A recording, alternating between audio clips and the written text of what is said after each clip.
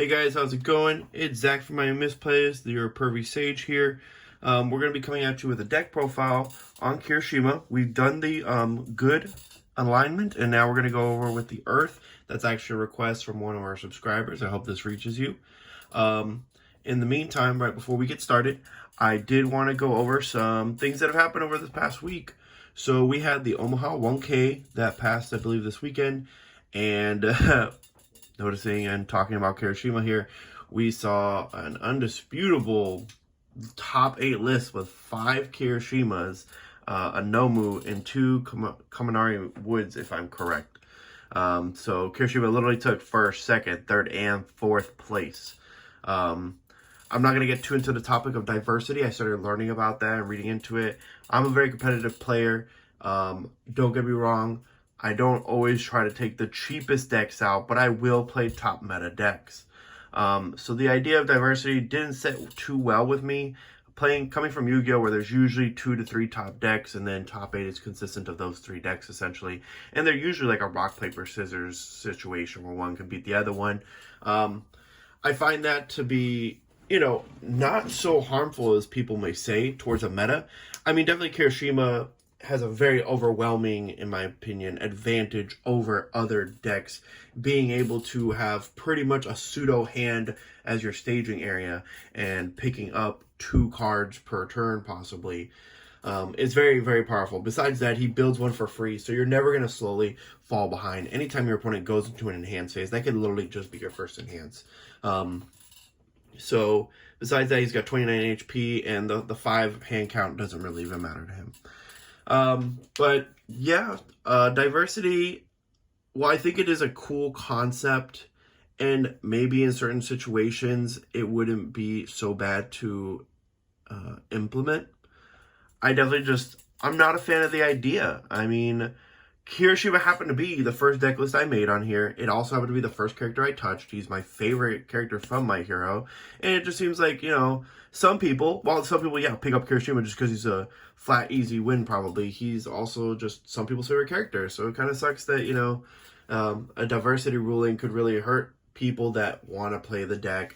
And just because it is a top tier deck, people want to do it. Now, I will say right now in the current meta, I wouldn't say it's the most harmful thing because, like I said, it seems like Kirishima is overwhelming, and I can't find a deck to specifically counter Kirishima or side cards that specifically hurt him too much.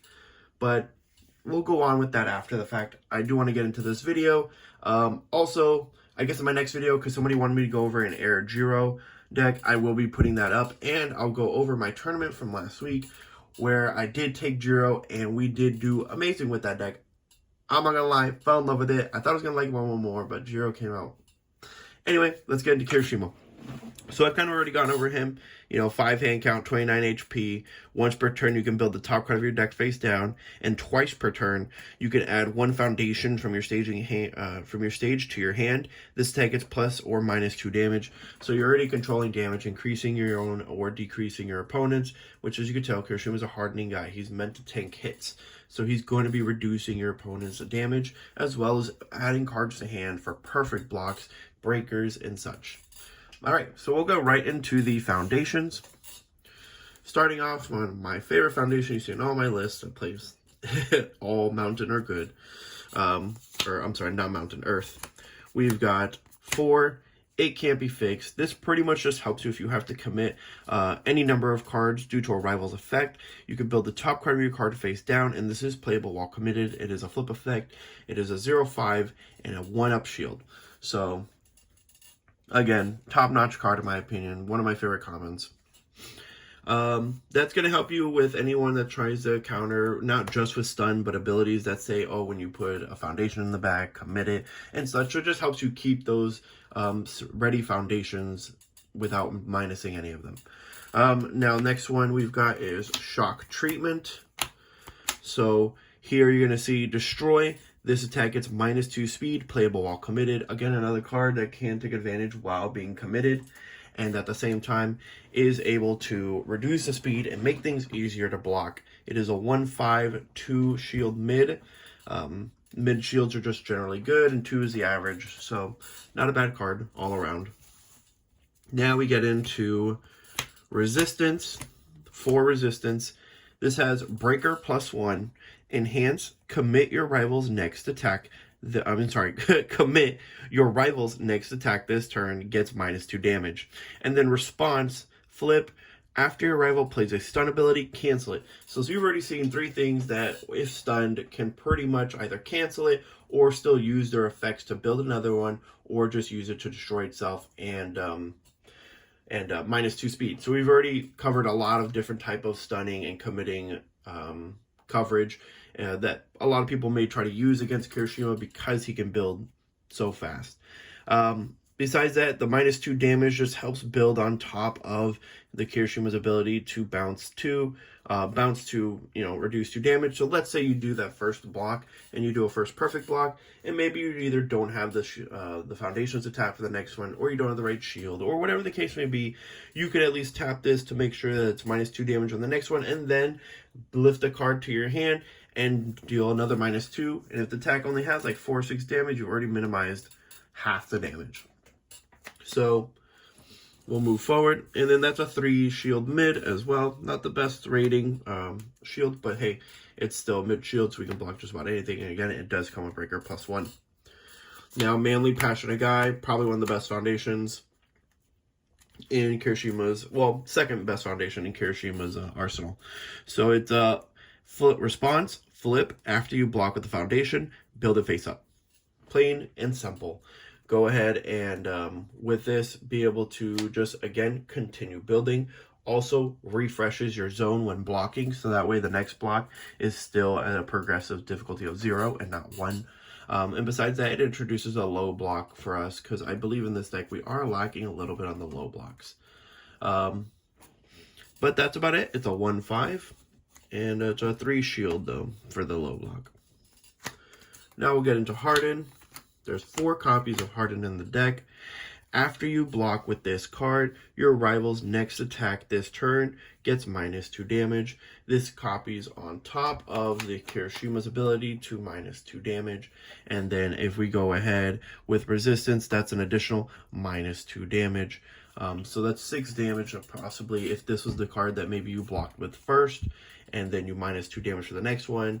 You committed the other Kirishima foundation, and then you use Kirishima's effect. That's -6 damage on 1 attack.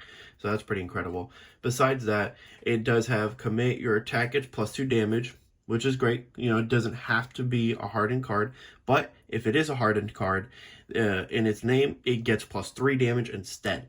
So making Kirishima hit for bigger numbers, and just adding on that extra damage, you know. So with that plus his ability, we're able to put up to 5 extra damage on our own attacks, which is pretty incredible.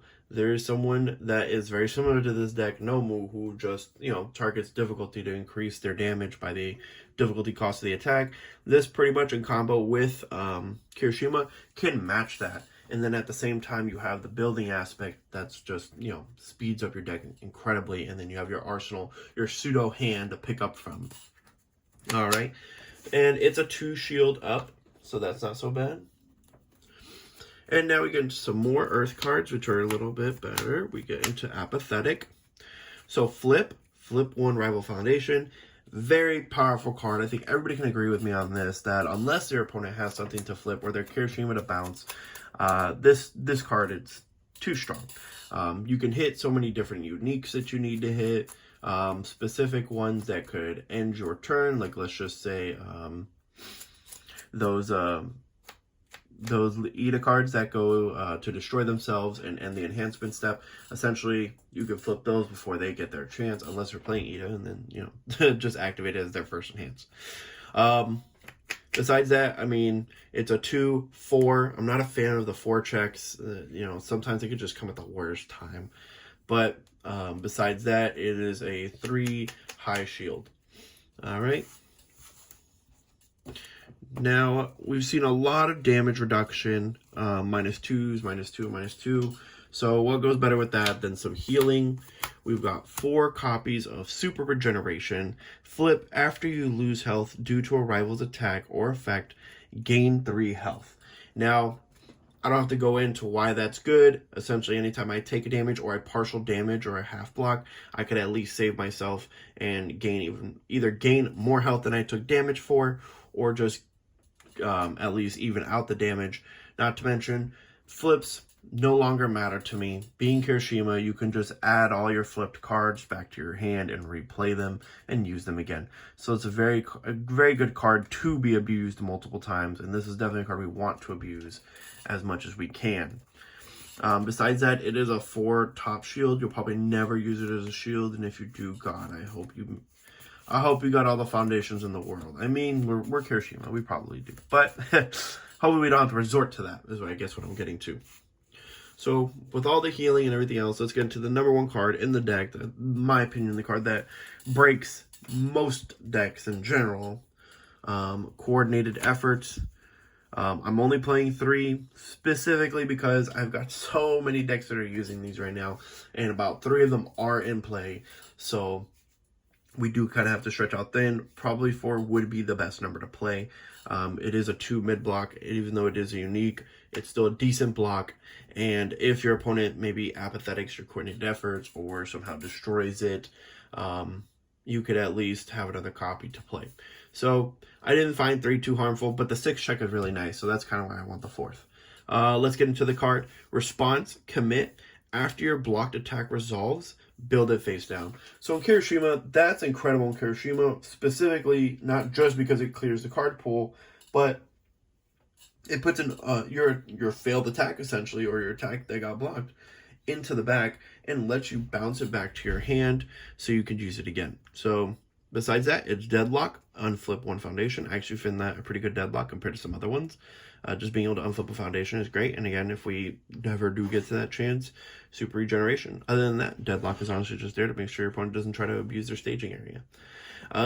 It is a 3-drop, 6 check, and 2 mid shield as we went over prior. Alright guys, let's get into the attacks now. Now we have, so I'll just go right into my cute little tech that I'm playing. We're going to go with Naval Laser Charge. Again, we're going to be going for, a healing and harder to kill build. So this is, you can just enhance, discard 1 momentum, and gain 3 health. So it's a free extra health. It's a 3 low attack, 5 damage, so decent damage, 4 to drop for difficulty. And then its second enhance is, if you have flipped foundations during this enhanced step, your next attack this turn gets +1 speed and +1 damage. Alright. And besides that, it is a 3 mid shield block. But it's mostly there for the healing, just to make it a little bit harder to, kill Kirishima. Now we've got 4 copies of Hardened Frenzies. I'll be honest, it's just going to be all 16 attacks from Kirishima, because his attacks are just so synergetic with him. I mean, obviously they are, but I just mean, like, I know all the other characters, there are certain attacks that maybe just not are as good as other attacks. You'd be complementing them. But I believe in Kirishima, his solo attacks, just his attacks alone, are powerful enough to run the game. Like, I don't even think I need the naval lasers, but the naval lasers are just there to be queuing, give myself an extra 3 health. So Hardened Frenzy, enhance. If this attack is completely blocked, build it face down after it resolves, clearing your card pool, making it easier to play more attacks. And then enhance, if you have built a card this turn, this attack gets +1 speed, +1 damage. So you already have Kirishima's ability to just build 1 face down. So immediately, this attack pretty much is always swinging for a 5 up, 5 damage. But printed on it, it is a 4 up, 4 damage. It is a 2 shield modifier low block. And that's it for this one. We'll move to the next one. We've got 4 copies of Hardened Jab. This is a 3 mid, 5 damage, and then enhance, add 1 face down foundation from your staging, from your stage to your hand, and then build the top card of your deck. So it's great because we can, maybe foundations that we've tapped that are face down, we can add back up. So we're pretty much essentially restanding and adding 1 to hand. That's when it comes to when you're committing cards, making sure that the face down cards you committed are cards that you are going to want to add to hand. That also allows you, whenever you've either built off the top and it was an attack, or frenzied that built itself face down, or coordinated efforts that also builds down face down attacks, allows you to pick them up and swing continuously. So Hardened Chop definitely is one of my favorite cards in here, and probably the cheapest card. Other than that, it's a 1 shield modifier up block. So, really good block for those up attacks. But I think we've got a few good up blocks. And then we've got Hardened Chop.